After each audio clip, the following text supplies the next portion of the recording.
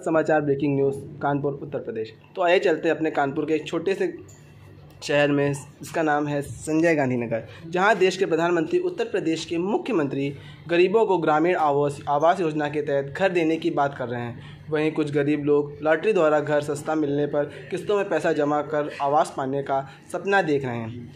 एक मामला संजय मिश्रा उर्फ अविनाश 180 संजय गांधी नगर नौबस्ता कानपुर नगर का आ रहा है सामने।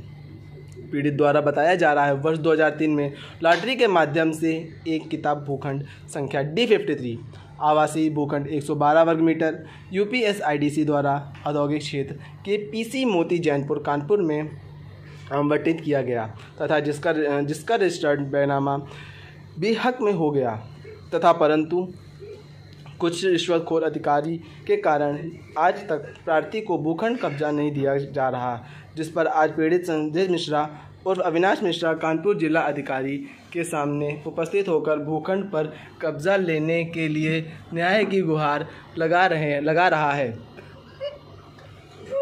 सिर्फ आश्वासन ही पीड़ित को मिल रहा है। अब देखना यह होगा पीड़ित की सच्चाई बताने पर जिलाधिकारी कानपुर नगर UPSIDC के अधिकारियों को पीड़ित का भूखंड उपलब्ध कराने के क्या आदेश जारी करते हैं या नहीं। स्टार भारत समाचार से कशिश सिंह की रिपोर्ट। मैं ज़रूर अपनी समाज को और क्षेत्र में लोगों को जरूर अवगत कराएंगे कि आपके लिए ये एक मौका दिया जा रहा है कि आप लोग स्वतंत्र होकर रहें समाज में और ऐसे भूमाफियाओं से बिल्कुल जो है निर्भीक रहें, उसमें हम लोग आपके साथ। सर, अभी कुछ दिन पहले उच्च न्यायालय द्वारा आदेश जारी हुए, सरकारी ज़मीन हुई, ग्राम समाज की ज़मीन हुई और दान की हुई ज़मीन, अगर कोई भी भूमाफिया कब्जा करता है तो उस पर शासन द्वारा सख्त कार्रवाई करने के सख्त आदेश दिए गए।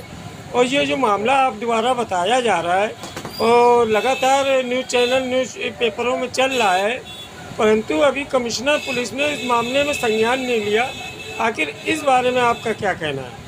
अब इसमें पुलिस आयुक्त महोदय ने या कमिश्नर ने या अन्य आला अधिकारियों ने पुलिस विभाग के संज्ञान नहीं लिया, वो अलग की बात है, क्योंकि हो सकता है कि हमारे पुलिस कमिश्नर महोदय को या अन्य आला अधिकारियों को अभी उसकी सही जानकारी ना हो पाई हो, उनको सही तथ्यों की जानकारी ना हो, क्योंकि शासन प्रशासन जो भी शासन की तरफ से ग्राम समाज की भूमि होती है, जो भी चारागाह होते हैं, कब्रिस्तान होते हैं, तालाब होते हैं, ये पब्लिक के हेल्प के लिए होते हैं और उनको सब सरकार अपने कब्जे में रखती है। अगर उसमें कोई किसी प्रकार का अविधिक कब्जा करता है तो वो ग्राम समाज की ज़मीन है, गांव में है, तो उसको ग्राम प्रधान द्वारा अंकुश लगाया जाएगा।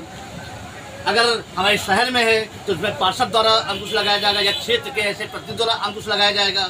लेकिन अगर कोई समझे कि नहीं कर सकता है, जब तक कि उससे शासन द्वारा कोई आदेश नहीं लिया जाएगा या शासन उसके पक्ष में पट्टा करती है या कोई भी ऐसी कार्रवाई करती है तो अलग की बात है। लेकिन ऐसे कोई जबरन कब्जा नहीं कर सकता है। ये ज़मीनें अलग से शासन ने, सरकार ने हमारी सुरक्षित रखी है, जैसे कब्रिस्तान की ज़मीन है, गाँव में चारागाह की ज़मीन है, इस तरह की कोई ऐसी ज़मीनें जो है सरकार के अंदर में, उसमें कोई जबरन कब्जा नहीं कर सकता है।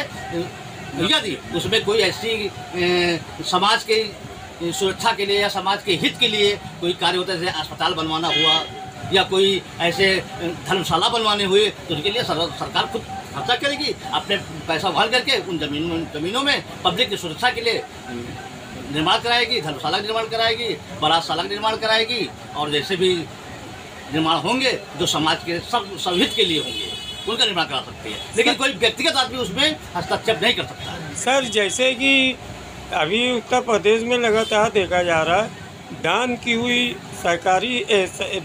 ज़मीन, ग्राम सभा की सरकारी ज़मीन में लगातार कब्जा और रजिस्ट्री भी हो रही। इस संबंध में आप क्या कहना चाहेंगे? सरकार की ज़मीन तो कोई दान कर ही नहीं सकता। दान आप उसको कर सकते हैं जो आपकी ज़मीन है, वास्तविकता आप उसके पंजीकृत स्वामी है।